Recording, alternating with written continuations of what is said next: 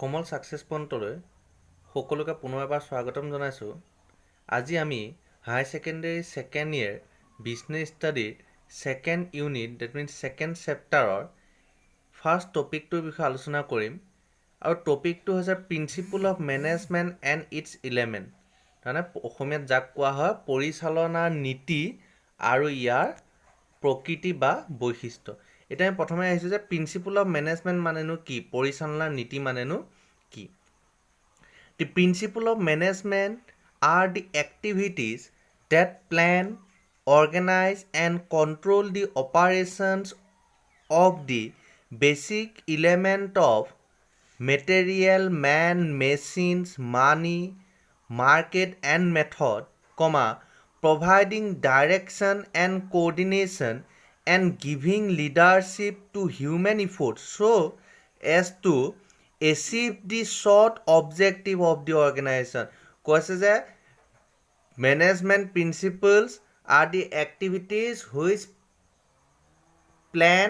organize and control the all 6 M of management. That means the money, market, man, method, material and machines by giving proper direction and coordination and with the help of a proper leadership. Why? Because they want to achieve the objective of the organization. কৈছে যে পৰিচালনা নীতি হৈছে সেইসমূহ কাৰ্য যিবোৰে পৰিকল্পনা কৰে, নিয়ন্ত্ৰণ কৰে আৰু সংগঠন কৰে কাক?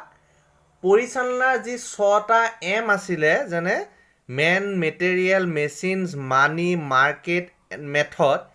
আৰু এই 6টা যি এম আছে তাক প্ৰপাৰ ডাইৰেকশ্যন নিৰ্দেশনা আৰু সমন্বয়ৰ জৰিয়তে সমন্বয়ৰ জৰিয়তে কি কৰে? এক সঠিক লিডাৰশ্বিপৰ দ্বাৰা অৰ্গেনাইজেশ্যনটোৰ যিটো অবজেক্টিভ সেই অবজেক্টিভ এচিভ কৰাত সহায় কৰে। তাৰমানে পৰিচালনাৰ নীতি হৈছে এনে কিছুমান সাৰ্বজনীন নীতি যিবিলাক নীতিৰ জৰিয়তে এটা সংগঠনে তেওঁলোকৰ সকলোবিলাক কাম কাজ ভালদৰে পৰিকল্পনা কৰি সংগঠন কৰি আৰু নিয়ন্ত্ৰণৰ জৰিয়তে এক প্ৰপাৰ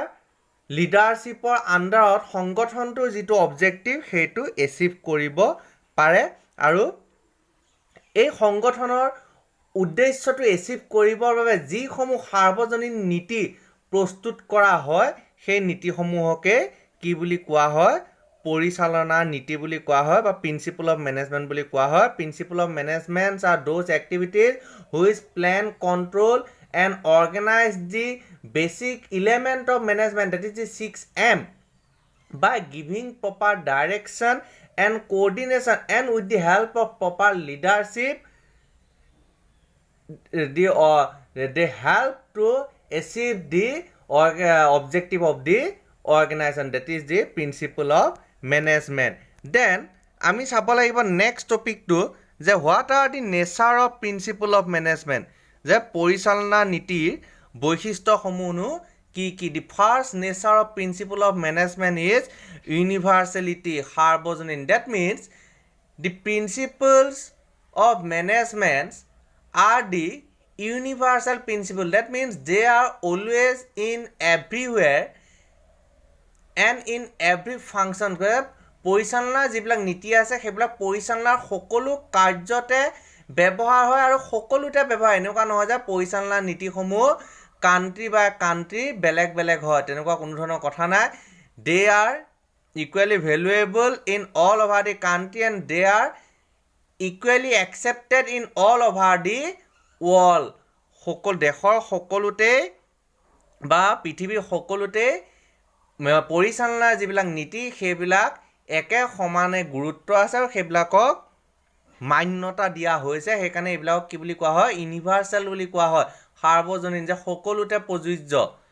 দেন নাম্বাৰ 2 যিটো কেৰেক্টাৰিষ্টিক্স কৈছে মেনেজমেণ্ট প্ৰিন্সিপলৰ, সেইটো হৈছে যে flexibility, সংনম্যতা।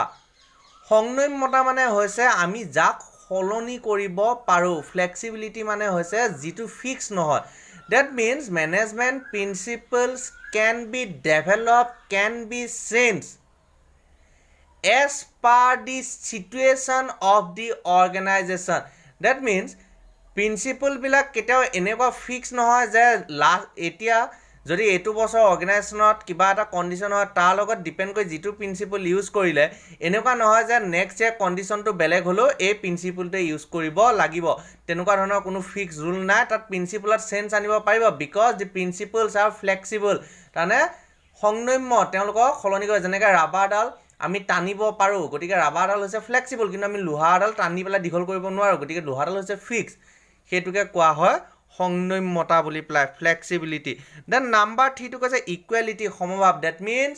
All the principles are equally valuable যিমানবিলাক পৰিচালনা নীতি আছে অল আৰ ইকুৱেলি ভেলুৱেবল সমভাৱে প্ৰযোজ্য one principles are not most important in comparison to the other principle এটা প্ৰিন্সিপল আন এটা প্ৰিন্সিপলতকৈ বেছি প্ৰয়োজনীয় নহয় বা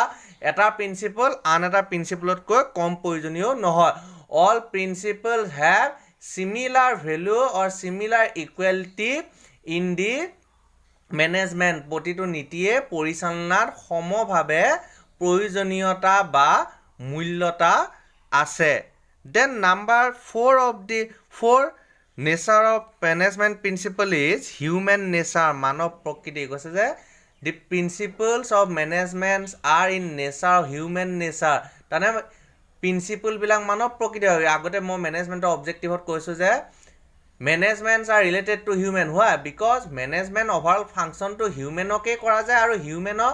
হিউমেনৰ দ্বাৰাই কৰা যায় গতিকে ওভাৰঅল মেনেজমেন্টটো ডিপেণ্ড কৰে হিউমেনৰ ওপৰত দ্যাটছ ৱাই যিমানবিলাক মেনেজমেন্ট প্ৰিন্সিপলছ আছে সেইবিলাকো কি নেচাৰৰ ওপৰত বেজ হয় হিউমেন নেচাৰৰ ওপৰত বেজ হয় দি people who use the management principle is based on that particular people যিসকল মানুহে পৰিচালনা নীতিসমূহ ব্যৱহাৰ কৰে তেওঁলোকৰ ওপৰত পৰিচালনা নীতিও বহু পৰিমাণে নিৰ্ভৰ কৰে দেন তাৰপিছত নেক্সট আন এটা কেৰেক্টাৰিষ্টিক্স বা নেচাৰ কৈছে মেনেজমেণ্ট প্ৰিন্সিপল যে কজ এণ্ড ইফেক্ট ৰিলেশ্যনশ্বিপ কাৰণ আৰু ফলাফলৰ সম্পৰ্ক মই আগতে মেনেজমেণ্টত কৈছে পৰিচালনা নীতিবিলাক কি কৰে they always try to create a relationship between the cause and effect. For example, if a organization motivates an employee, then the organization try to understand or try to find out whether the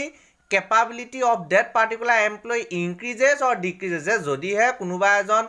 কৰ্মীক প্ৰণোদিতকৰণ কৰা যায় তেন্তে হলে সংগঠনটোৱে এইটো পৰীক্ষা কৰিও চায় যে তেওঁ প্ৰণোদিতকৰণ কৰাৰ পাছত তেওঁ যিটো সক্ষমতা সেইটো বৃদ্ধি পাইছে নে হ্ৰাস পাইছে তাৰমানে প্ৰণোদিতকৰণ কৰাটো মোটিভেশ্যন কৰাটো হৈছে cause and the increasing or decreasing of the capability of work is the effect তাৰমানে কিবা এটা কাম কিবা এটা দিয়াৰ পিছত তাৰ দ্বাৰা কি চেঞ্জ আহিছে বাঢ়িছে বা কমিছে সেইটো কি কৰা যায় পৰিচালনা নীতিত চোৱা যায় তাৰমানে এটা প্ৰিন্সিপল ইউজ কৰাৰ পিছত সেই প্ৰিন্সিপলটো ইউজ কৰাৰ পিছত চোৱা যায় যে কি চেঞ্জ আহিছে then next and the last nature of principle of management is decision making সিদ্ধান্ত গ্ৰহণ principles are necessary in an organization that means the management principles are necessary in an organization because of quick decision making process এটা সংগঠনত এই যিবিলাক পৰিচালনা নীতি আছে এইবিলাক বিশেষকৈ এইটো কাৰণে প্ৰয়োজন যাতে যিটো সিদ্ধান্ত গ্ৰহণৰ প্ৰক্ৰিয়া আছে সেইটো খৰতকীয়া হয় আৰু ডিচিশ্যন মেকিংবিলাক কি হয় প্ৰপাৰ হয় সেইটো হৈছে পৰিচালনা নীতিৰ আন এটা বৈশিষ্ট্য যে the management principles always help in taking proper quick decision for the organization. First of all, this is the meaning of principle of management. পৰিচালনা নীতি অৰ্থ মই অসমীয়াটো কৈ দিছোঁ and these are the nature of principle of management আৰু এইসমূহ হৈছে পৰিচালনাৰ প্ৰকৃতি পৰিচালনা নীতিৰ প্ৰকৃতি পৰিচালনাৰ প্ৰকৃতি নহয় পৰিচালনা নীতিৰ প্ৰকৃতি দুইটা বেলেগ বেলেগ এই সকলোবিলাক লিখি ল'বা প্ৰপাৰলি মই বুজোৱাৰ দৰে বুজি ল'বা আৰু যদি কিবা ডাউট হয় সেই ডাউটবিলাক সুধি মোক ক্লিয়াৰ কৰি ল'বা কমেণ্ট ছেকশ্যনতো সুধিব পাৰিবা বা নহ'লে মোক পাৰ্চনেলিও কল কৰি বা মেছেজ দি সুধিব পাৰিবা। Thank U.